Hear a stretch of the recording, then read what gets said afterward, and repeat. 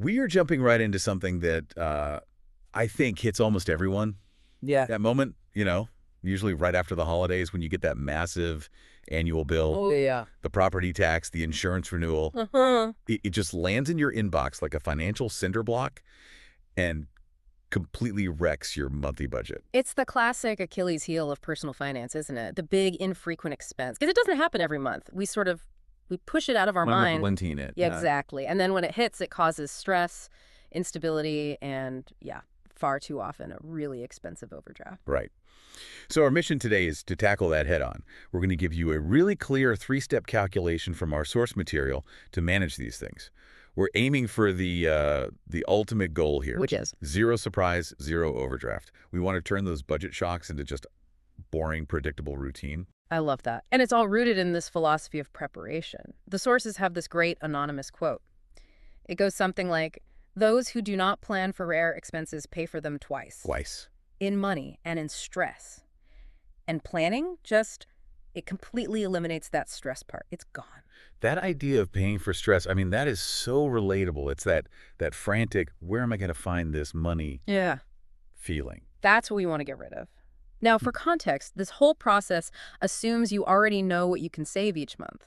This step is about redirecting a little piece of that for these big, guaranteed future bills. It's anticipation in action. It is. Okay, before we jump into the mechanics, I do need to share that key reminder from our materials. What we're sharing here are general simplified ideas for orientation. Right. Good point. But every financial product, every asset, it has its own unique quirks that can change. So you, the listener, you have to do your own research before you make any final decisions.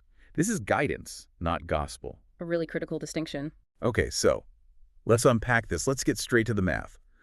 The sources lay out 3 steps, and it's actually beautifully simple. It really is. The first 2 steps are just data gathering, nothing glamorous. Step 1, you have to identify every single expense that you pay once, maybe twice a year. So insurance policies, software subscriptions, property taxes, just get the list. All of it. Step 2, add it all up. You need one single big annual number that represents every one of those financial hits. And then the magic happens. Step 3, divide and distribute. You take that big total and you just divide it by 12. And that number you get, that's the exact amount you have to save every single month, is how you smooth out the effort. It sounds so simple when you say it like that. Well, let's use the example from the materials. Let's say your total for all that stuff, taxes, insurance, you name it, comes to, say, $2,400 for the year. Okay, yeah. $2,400 dropping in December would be, that'd be a panic moment for a lot of people. A big one. For sure. But if you apply the system, $2,400 divided by 12 is just $200. Just $200 a month. Right. Suddenly that catastrophic event is it's a routine, manageable payment. It's boring. That is the difference between financial firefighting and, financial engineering. But what about things that aren't strictly annual? Like, what if my car insurance is every 6 months? Great question. You still calculate the annual total. So if your semi-annual insurance is $600, that's $1,200 for the year. You divide the $1,200 by 12. So $100 a month. Exactly. You just let the pool for that bill grow a little bigger than you need for a few months. The goal is always to have one single, simple monthly savings number for all these irregular things. So the key is the certainty. Yeah. Just knowing the cash is there. Precisely. You've guaranteed it's ready and waiting. The money has a job. So this is where it gets really important for me. Yep. Once we know how much, let's stick with that $200. The next question is, where do you put it? This isn't a retirement fund, right? It's a very specific kind of savings. Exactly. And to figure that out, we have to define the objective and the time horizon. The objective is simple. Handle bills without stress. The time horizon is, by definition, short-term, always less than a year. If it's short-term, I'm guessing that security and access are everything. They trump everything else. The sources are really clear on 3 non-negotiable requirements for this pot of money. First, the risk. Has to be low. Has to be 0. Absolutely 0 risk. This money is already spoken for. You can't have it fluctuate. No stocks, no volatile funds. Okay, 0 risk. What's number 2? Liquidity. It has to be immediate. Right. When that tax bill shows up, you need to pull that money out instantly. No penalties, no waiting periods. And the third requirement, Mm-hmm. though this has to be the automation piece, right? The smoothing the effort part. But that's the engine of the whole system. Mm. An automatic transfer. You've calculated the $200, so you set up an automatic transfer from your checking to this special savings account every payday. It's mandatory. It removes the human error. Set it and forget it. You got it.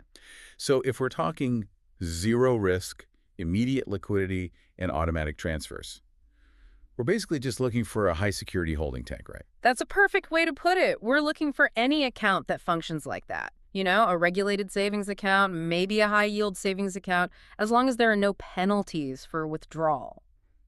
The name doesn't matter as much as the function. So we're focusing on the function of the account, not a specific product name, just a safe place for the cash to wait. Exactly, an insulated holding area. And, you know, this leads us right into probably the most interesting trade-off in this whole strategy. Which is? The whole concept of return versus, well, the reality of inflation. Right, okay.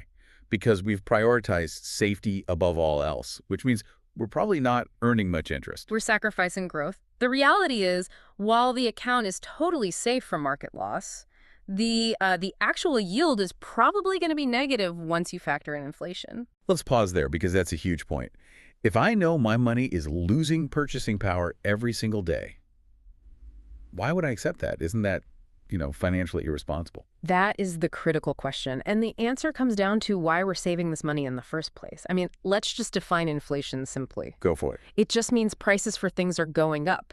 Your dollar buys you less than it did before. So if your safe account pays 1% interest, but inflation is at 3%, you're effectively losing 2% of your purchasing power that year. So we're knowingly losing ground. And yet this is still the recommendation. Why? Because the purpose of this fund isn't investment growth. It's utility. It's certainty. You are literally purchasing peace of mind. Ah. Think of it like buying car insurance. You don't pay your premium hoping for a return on your investment. You pay it for the guaranteed utility of being covered if you get in a wreck. So this is insurance against financial anxiety. That's it exactly. The utility you get, the guaranteed cash for the guaranteed bill, is worth more than the tiny bit of yield you lose to inflation. If you put this money in even a safe bond fund and it drops 5% the week your bill is due, The whole system collapses. the whole system collapses. This fund has to be insulated from the market, period. That makes the trade-off crystal clear. It also brings us back to that idea of personal responsibility. I'm thinking of that Charlie Munger quote. Which one? Take ideas from where they are, but use your own brain to assemble them. It reinforces that you have to understand the why behind this strategy, not just follow the steps blindly. 100%. And that's why we have to reiterate, this is educational. It's a roadmap. It cannot be personalized advice. You, the listener, are responsible for your choices. You have to navigate the terrain yourself. Always. So what does this all mean? We started with this universal pain point, the dreaded annual bill. Yeah. And we boiled it down to what, a 5-step system? I think so. The core actions are pretty simple. First, you identify all the expenses. Second, you divide the total by 12. Third, you use a risk-free account. Fourth, you set up an automatic transfer. And the fifth and final step. You consistently achieve the ultimate objective. Zero surprise, zero overdraft. I think once you get that running, it just fundamentally changes your relationship with money. And we've been talking about bills, but this concept of lumping rare costs, where else could it apply? Well, that's the provocative thought to leave everyone with, isn't it? Once you master this for bills, you can use the same logic for almost any large, predictable expense. Like what? Saving for a down payment on a new car in 3 years, a big family vacation next summer. You calculate the total, you divide by the number of months you have, and you automate it. You turn a future scramble into a steady, stress-free process. Absolutely brilliant. You've just gotten a shortcut to turning surprise expenses into a systematic, almost boring savings plan. We really hope you found value in these insights today. If you did, please take just a second right now to add a like to this deep dive. And to make sure you never miss the next one, go ahead and hit that subscribe button for the channel. We'll see you next time.